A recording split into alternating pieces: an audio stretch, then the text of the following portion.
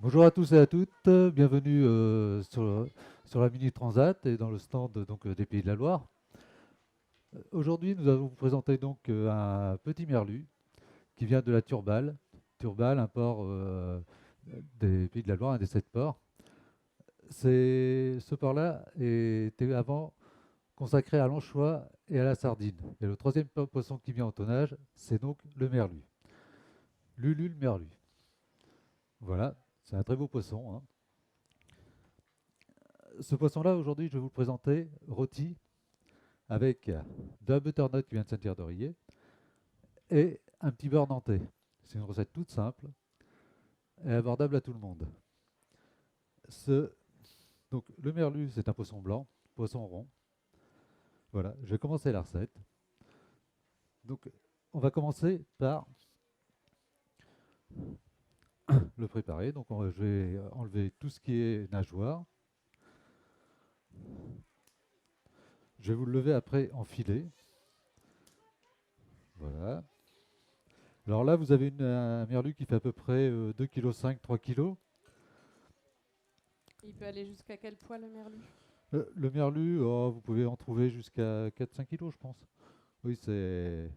Alors l'avantage de ce poisson-là, c'est que c'est un poisson commun qui est facile à trouver et qui est abordable pour tout le monde, hein. C'est pour ça que je l'ai choisi aussi. Il faut qu'on soit, vu la conjoncture, il faut quelque chose que tout le monde peut acheter.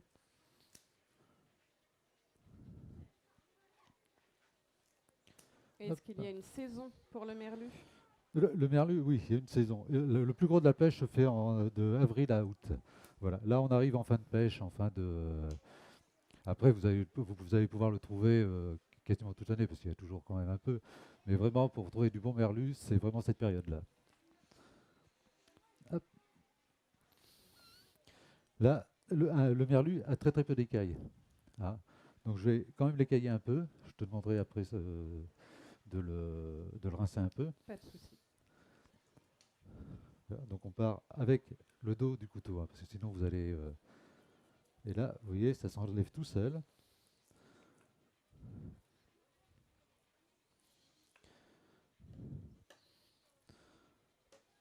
C'est vraiment très agréable parce qu'il y a des poissons que vous allez retrouver des écailles qui sont très très très grosses, qui vont sauter partout, qui vont se. Mais là, vous voyez, juste un coup comme ça.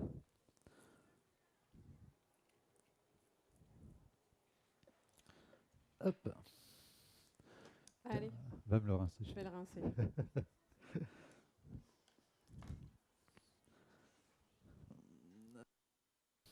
Ouais, je vais en profiter pour faire un peu de ménage.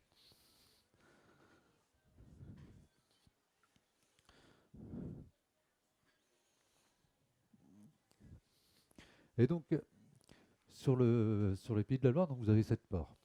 Vous en avez 5 en Vendée et 2 en Loire-Atlantique. Ce qui est très, très peu connu. Vous avez donc Pornic et la Turballe. Et ces ports-là sont vraiment gérés par la région. Ah, mon merlu est de retour. C'est ça, rincer. Là, je vais attaquer l'étape, je vais lever les filets. Donc, on prend le merlu comme ça.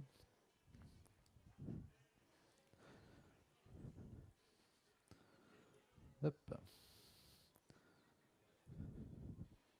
je coupe au niveau de la tête. Et on en trouve aussi sur les ports vendéens. Il n'y a pas que les ports. Non, on en trouve aussi sur les ports de Vendée, hein, mais vu que la Turballe a été quand même longtemps le premier port de l'Ouest, et vu que le, le merlu est le troisième poisson en tonnage dans ce port-là, C'est une pêche usuelle de la turballe, quoi. voilà. Donc je suis bien les arêtes, hein, vous voyez. Alors le merlu, comme vous voyez, ça fait un peu comme une côte. Donc quand vous le levez, en principe, vous n'allez pas retrouver d'arête sur le filet.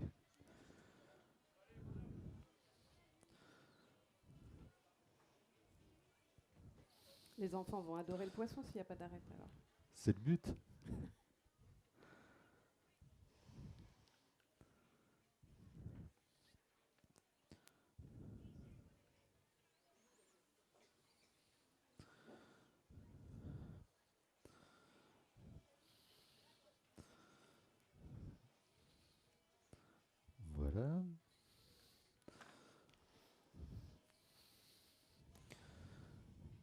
un premier filet. Bien sûr, il y a 2 filets. Le poisson, c'est oui, c'est mieux.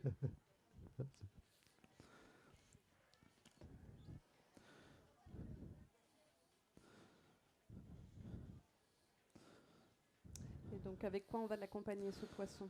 Alors, on va l'accompagner avec de la butternut, qui est donc un légume qui arrive sur nos marchés, hein. C'est un légume de saison. Celui-ci vient de Saint-Hilaire-de-Riez, de chez Olivier Les Jardins de Saint-Hilaire. Voilà, qui est producteur, hein. La butternut, vous allez en trouver jusque, on va dire, février. Ah, c'est quelque chose que tout le monde a dans son jardin maintenant. C'est revenu au goût du jour. Et comment on peut la cuisiner, cette butternut? Alors là, je vais la cuisiner en palais. Vous verrez, je vais faire un petit palais avec. Mais après, on peut très bien la faire en soupe, on peut très bien la faire en mousseline. On peut la manger crue, en salade, bien râpée. Et ça peut se manger aussi en dessert. En dessert. Tout à fait. Vous pouvez très bien faire votre butternut, une compotée de butternut avec un peu de sucre, un peu de fève de tonka dedans. Et vous accompagnez ça avec un petit riz au lait. Vous verrez, c'est Pour pas la mal. prochaine recette, quoi. Pour la prochaine recette qui sera consacrée sûrement à la butternut.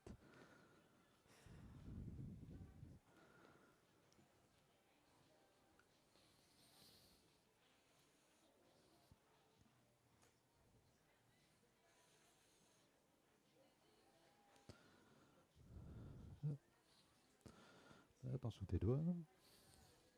Oui, je vais essayer de les garder.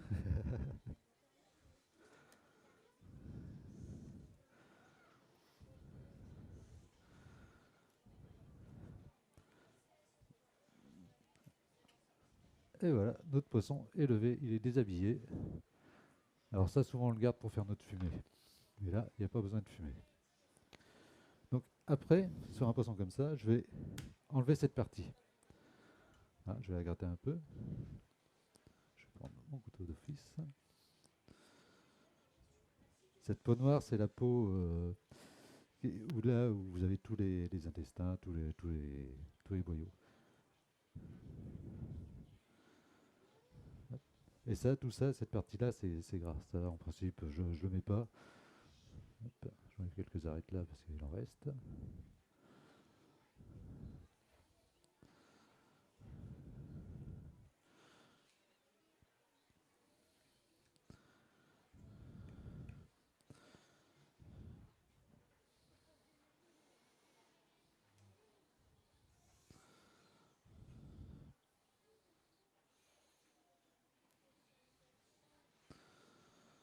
Alors, je vérifie s'il ne reste pas quelques arêtes, on ne sait jamais.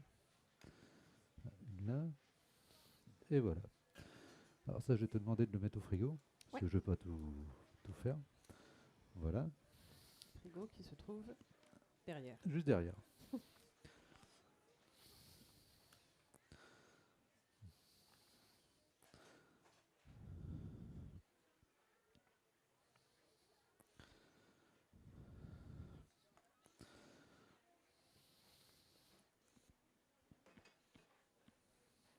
Alors là, je vais portionner mon poisson. Ah, on m'a demandé aujourd'hui de travailler pour 2 assiettes, donc je ne vais pas tout prendre. Derrière, vous aurez des petites réductions pour la dégustation. Donc en gros, sur un filet comme ça, on va faire 4 portions. Ah, voilà. Donc là, hop.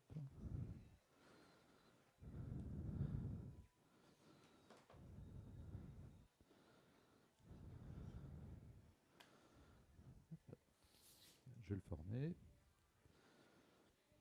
Est-ce que tu peux remettre ça au frigo? Voilà.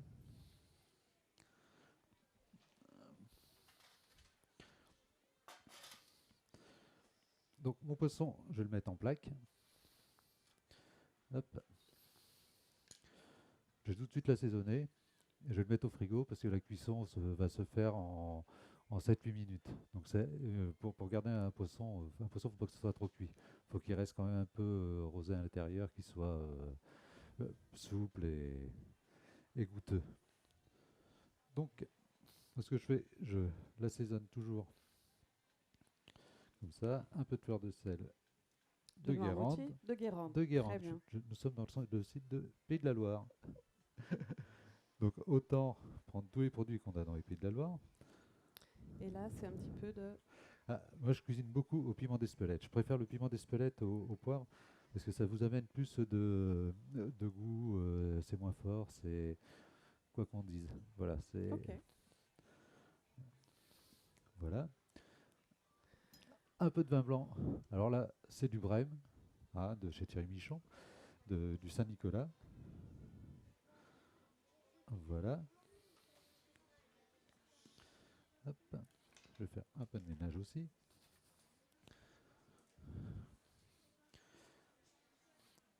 Est-ce que tu pourrais aller me rincer ma planche? Tiens, amène ça aussi derrière.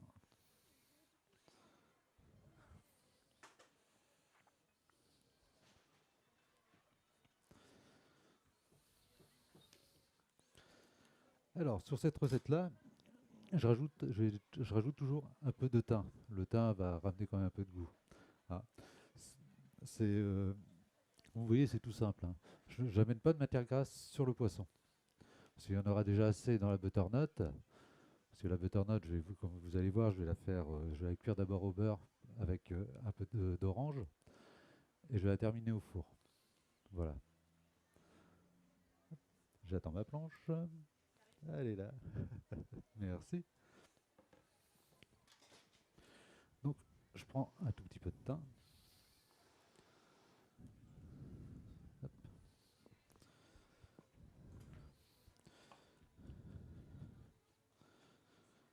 Faut savoir que le thym, faut pas en mettre non plus de trop, parce que ça va vous détériorer le goût de l'aliment. C'est juste histoire de. Voilà. Non, moi je préfère le hacher. Voilà. Hop. Je vais le mettre au frigo. Et je reviens tout de suite.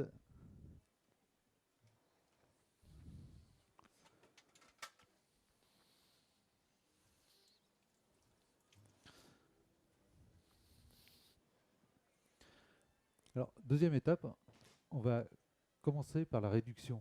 Parce que le temps que je fais la réduction pour mon beurre nantais, je vais pouvoir préparer ma butternut.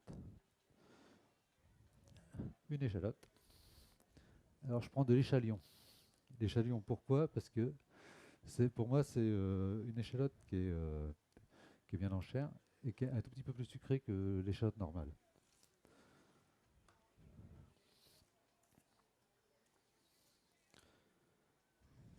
Donc ça, c'est pour préparer le beurre denté? C'est pour préparer le beurre nantais, oui. Alors, il y a mille et une façons de faire le beurre nantais. Ouais. Voilà, La meilleure recette étant celle de ma grand-mère, forcément. sûrement. Voilà. Ou de la mienne. Ou de la vôtre. Oui. Chacun a sa meilleure recette. Donc là, je vais ciseler mon échalote.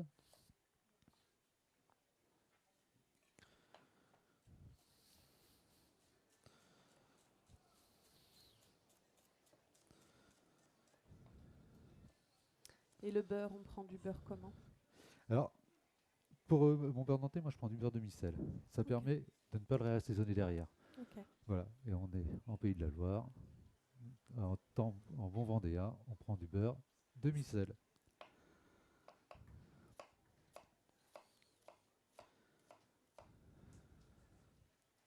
Et donc, on fait réduire les échalotes?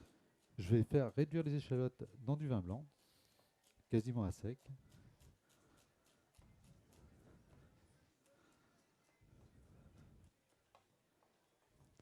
Le même qu'a servi pour le poisson? Ça sera le même qu'a Ok. servi pour le poisson. Alors, on peut très bien prendre du muscadet, du sauvignon. Moi, j'aime bien le faire avec le vin de Brème. Hop. Je mets mon échalote. Voilà. Alors, un peu de vin blanc. Peu Allez, beaucoup, soyons fous. c'est ça. Sur ma plaque de cuisson.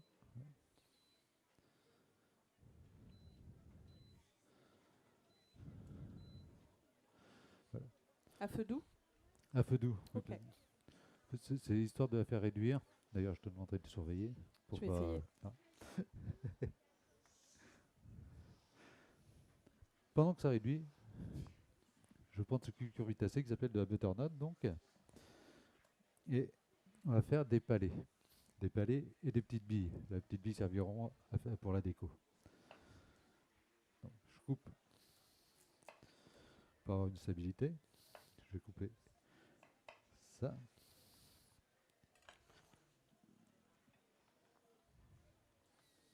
Hop. Alors là, comme on travaille pour deux personnes, toi et moi, C'est ça. hop, je vais prendre ma butternut. Alors, je ne le fais pas à l'économe. Pourquoi? Parce que la peau de la butternut est quand même assez épaisse. Et si vous prenez la partie, s'il vous reste un peu de partie verte, au niveau de la cuisson et au niveau du goût, ça. Donc, juste avec mon couteau, je la.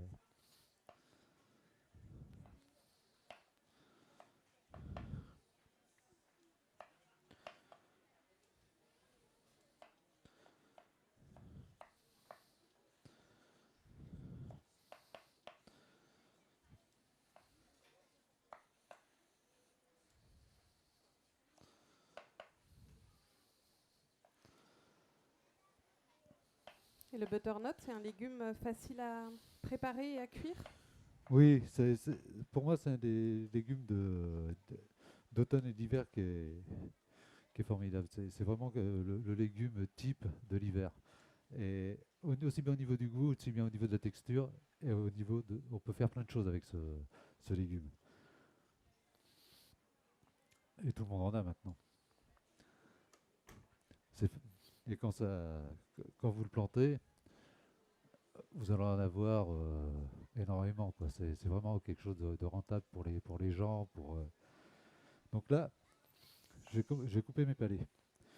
Donc tu vois, je fais à peu près des palets de 4-5 cm. Ok. Voilà. Hop.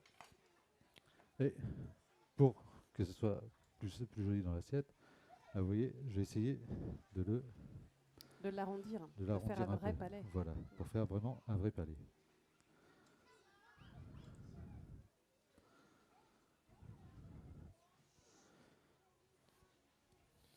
Bien sûr, vous pourrez retrouver la recette sur le site des Pays de la Loire,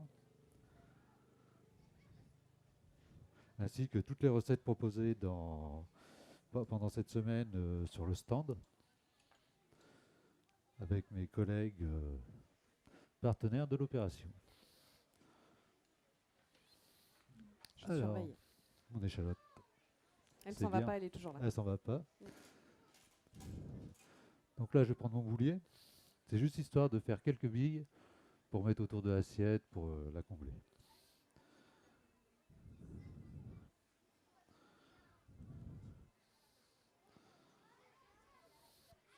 Et ça, c'est un légume qu'on cuisine depuis longtemps, le butternut? Ah oui, la butternut fait partie de ce qu'on appelle des anciens légumes.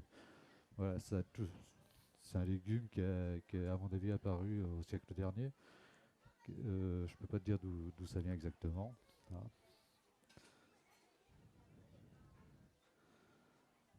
Mais toi, tu l'as sur ta carte depuis un moment. Euh, Chaque année, à cette période de l'année, je le propose Ok. sous différentes façons. Avec le poisson, avec la viande aussi, ça s'accorde? Avec la viande aussi.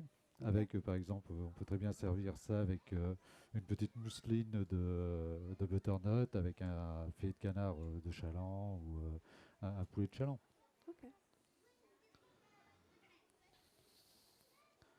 C'est ça qui est bien avec c'est que on peut le proposer avec quasiment tous les mets.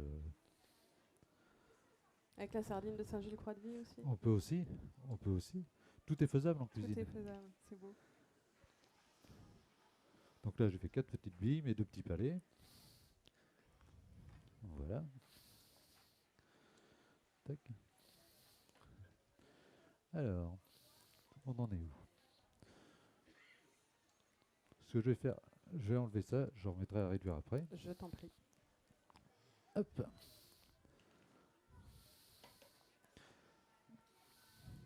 Et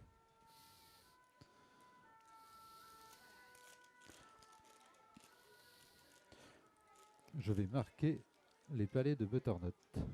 Alors marquer, ça veut dire quoi? Je les faire un peu dorés avec le beurre et mon petit jus d'orange dedans. Ok. Voilà.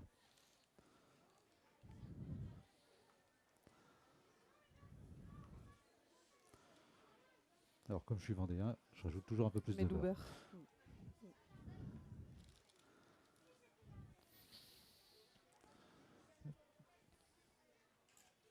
Et si jamais on veut préparer une purée de butternut, du coup, on les plonge dans l'eau ou on les fait réduire pareil dans Oui. le beurre et on écrase? Alors moi je les mets juste un peu dans l'eau. Voilà. Aux 3/4 de la cuisson, je l'enlève. Et après, vous mixez ça avec du beurre. Faut faire vraiment comme une mousseline. Voilà. Pas d'ajout de crème. Ok. Ah. Si vous voulez garder vraiment les saveurs de la butternut, il faut éviter d'ajouter de la crème.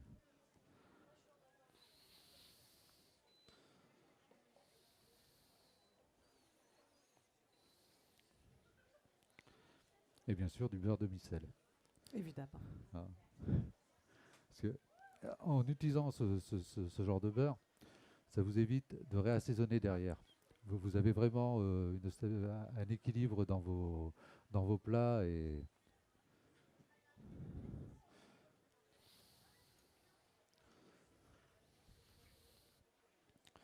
donc là, mon beurre commence à mousser. Je vais prendre une demi-orange.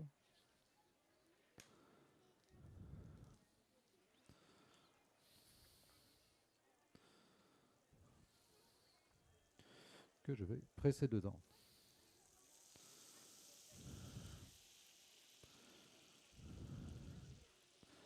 Ça Hop va là. apporter quoi l'orange du coup? Alors, l'orange, ça va vous amener un tout petit peu de sucre sur votre palais. Et ça va empêcher aussi que le beurre ne brunisse trop vite. Ouais. Dès que vous amenez un acide comme du citron, quand vous faites une saumonière, vous mettez toujours du citron dedans. C'est justement pour éviter que votre beurre ne noircisse trop vite. Et là, je vais mettre mes palais. Voilà. Tu peux me donner une cuillère, s'il te plaît? Et, et comme pour une sole, je vais nourrir mes palais avec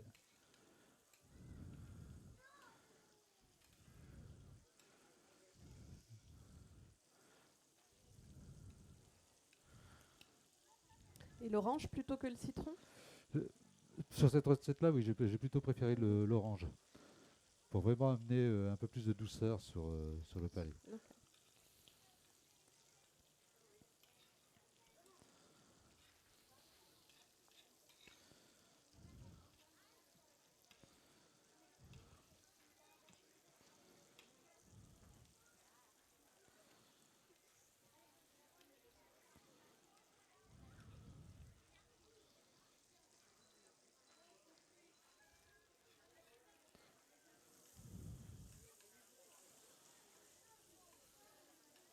Donc là c'est pareil, c'est à feu doux. Là, ça fait doux, oui. Alors, comme tout chef, hein, je préfère cuisiner au gaz que sur les plaques vitro-céramiques. On n'a pas la même. La logistique est pas la même. Voilà. Donc là, je retourne un peu mes palais. Tu vois, c'est juste histoire de les faire un peu colorés, un peu blondir.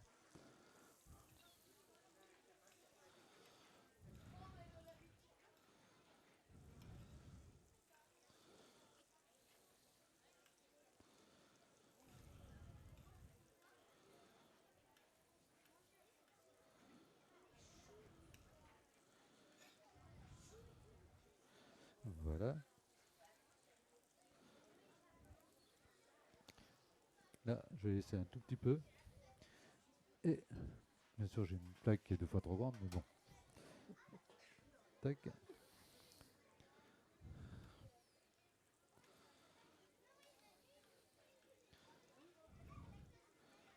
Là, à ce moment-là, je vais ajouter mes billes. Alors, j'ai mis maintenant, pourquoi? Parce que les palais étant plus gros, la cuisson est complètement Et plus longue. Ok. différente. Ok. Voilà. Et mes billes, même procédé, hein, je les passe un peu dans le beurre. Demi-sel.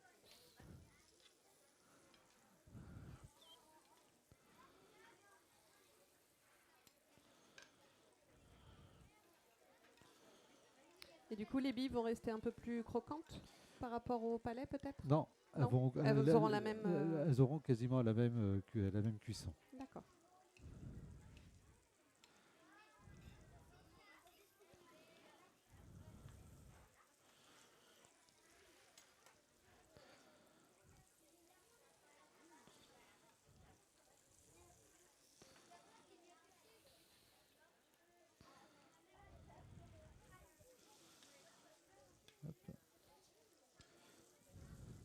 Donc là, je vais les arrêter et je vais les terminer au four. Pourquoi? Parce que si vous continuez au beurre comme ça, le beurre il va brûler et le beurre brûlé, c'est pas bon pour la santé. Et ça évitera que vos palais soient beaucoup trop gras. Et le four, on le met chaud? Un four à 180 degrés.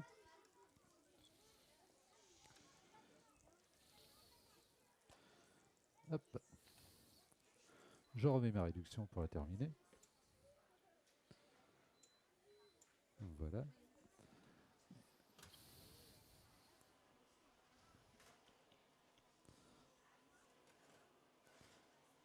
Et voilà. Et donc plutôt en haut du four.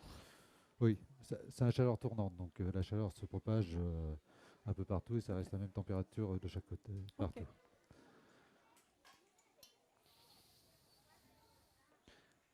Là, on attend que ça réduise un peu.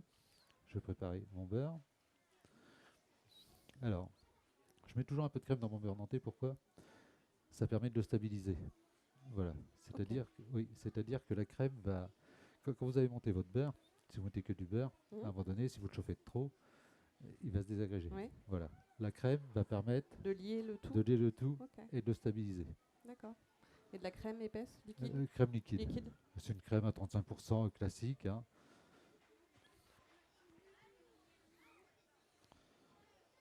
Est-ce qu'il faut couper le beurre en petits morceaux?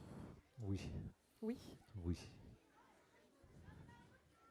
Est-ce que je coupe le beurre en petits morceaux? Vas-y, ferai quelque chose comme coupe ça. le beurre en petits morceaux. J'en coupe beaucoup? Euh, on est vendéen, la plaquette. La plaquette. Très bien.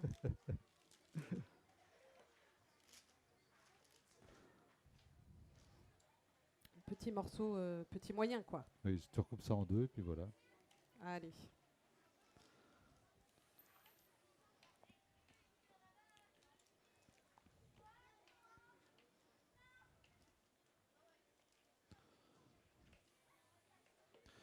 Hop.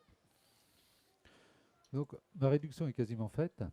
Il reste encore un peu de vin blanc, mais il faut quand même en laisser un peu pour quand même avoir le goût de vin blanc. Hop. Et j'ajoute ma crème. Et donc en quantité, là, si on répète, on a mis une bonne échalote, Une bonne échalote. un Là, verre on de a vin, un bon verre de vin. ouais, 2 verres de vin, Oui, parce qu'on est gourmand. c'est ça. On met à peu près 120 grammes de beurre. 120 grammes de beurre. Et la crème? Il y a à peu près 10 centilitres. Ok. Voilà. Là, je vais te demander d'aller me chercher le merlu. Je vais le mettre au four.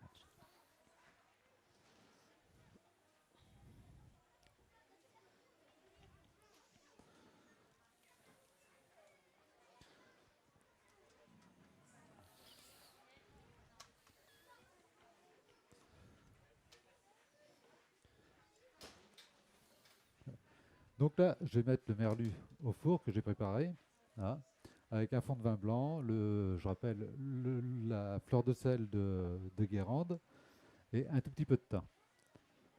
Hop, je mets au four. En gros, il faut compter 8 minutes de cuisson.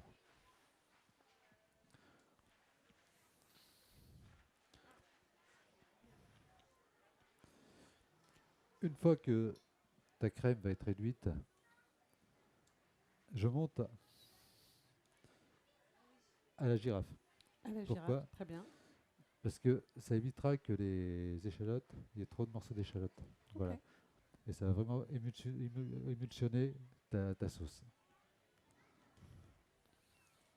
Donc, je vais couper la plaque. Je prends ma girafe. Je vais commencer à donner un petit coup comme ça, sans mettre partout. Hop, et j'ajoute mon beurre. Hop. On ajoute tout en même temps, tout d'un coup. Oui, Ok. plus maintenant. Et, et la plaque est éteinte. Non, non, pas l'induction. Parce que si vous le mettez en plein feu, qu'est-ce qui va se passer? Il va fondre tout de suite. Et là, tu vois, ça te fait une belle mousse. Mm. Hop, les 2-3 grammes qui restent.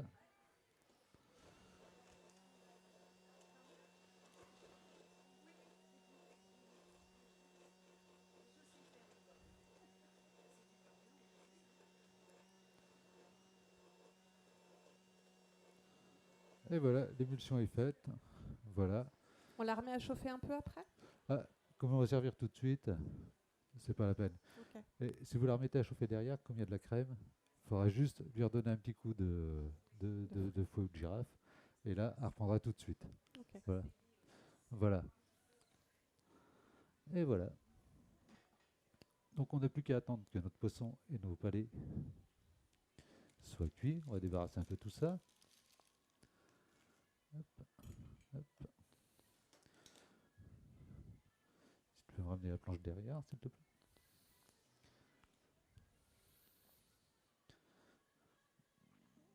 Hop.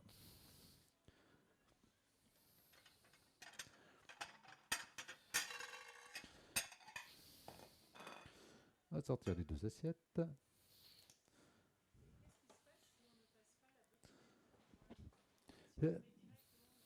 Elle sera beaucoup plus sèche. Voilà. Mais elle n'aura pas le doré, elle n'aura pas le... Voilà.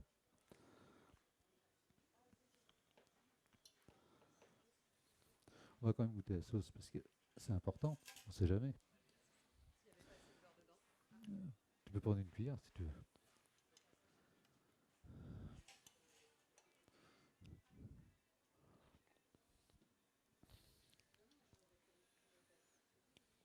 Là, je vais redonner un petit coup de girafe à la fin. Tu vois, tu sens le vin blanc, tu sens l'échalote et tu sens le beurre. Tu sens tout.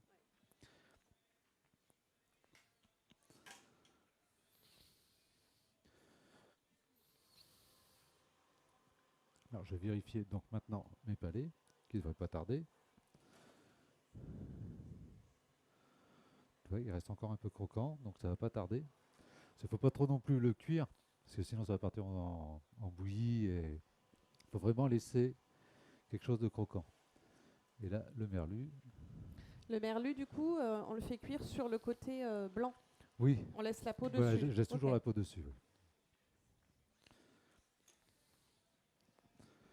Hop. Voilà.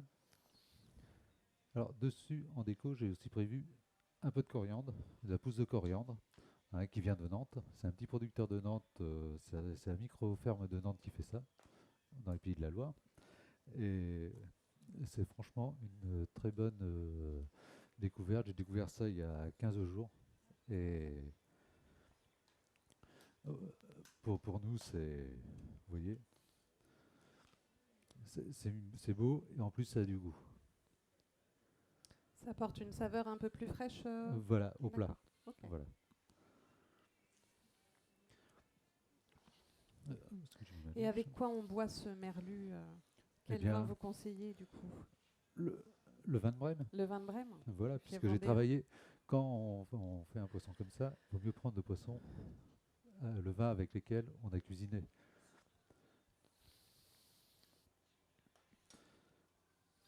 Donc là,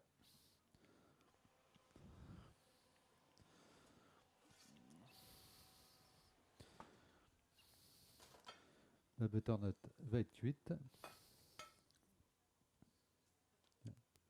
Voilà, tiens, tu dois tester. Tu verras qu'elle va rester, D'accord. Ça résiste un peu, mais... elle résiste un peu, mais ok. elle va quand même être Ok. fondante dessus. Et tu Ok. vois, D'accord, très bien. Elle a une belle couleur dorée. je vais mettre ma sauce dans l'assiette. Comme tu vois, c'est un peu émulsionné. C'est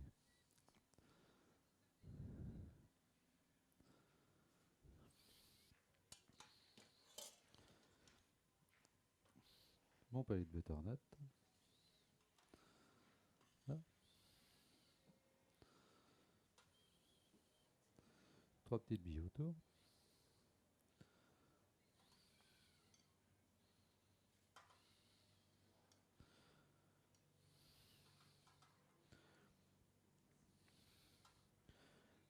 Voilà.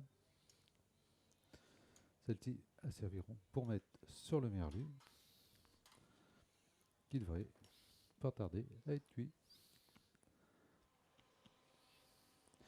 C'est un poisson blanc qui cuit quand même assez rapide. Bon, tu vois, moi là, tu vois, il y a encore, ça va être bon. Encore un tout petit peu. Ce- Bien sûr, vous retrouverez cette recette sur le site, sur la page Facebook et sur le site de la région Pays de la Loire, comme toutes les recettes des autres chefs qui sont passés avant moi et qui passeront après. Donc demain, vous retrouverez Jean-Marc Desbrisants qui va vous parler de la sardine. La sardine Label Rouge de Saint-Gilles-Croix-de-Vie. La sardine Label Rouge de Saint-Gilles, avec en même temps, vous aurez la confrérie de la sardine de Saint-Gilles qui sera là.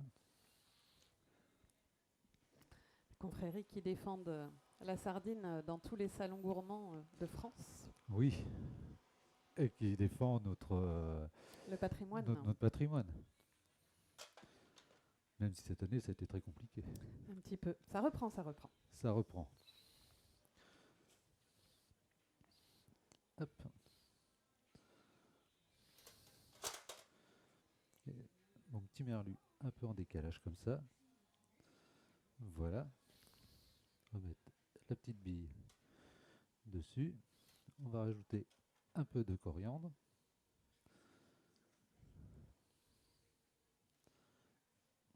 Et voilà une petite recette toute simple pour votre butternut et le merlu.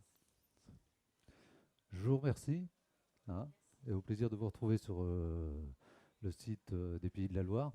Hein, et je vous dis à bientôt. Au revoir. Au revoir, bon appétit. Bon Merci. appétit.